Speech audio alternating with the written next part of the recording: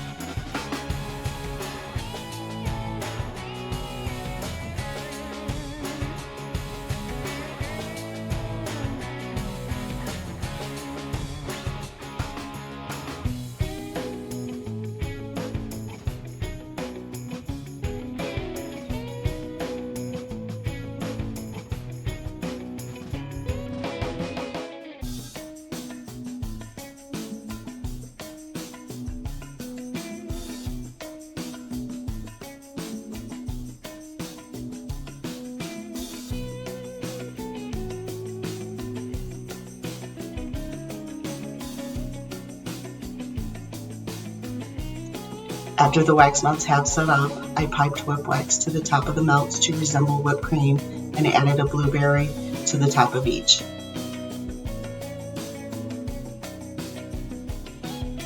Thank you for watching our video, and please don't forget to check out our website at www.sweetscentsshop.com. Have a great day.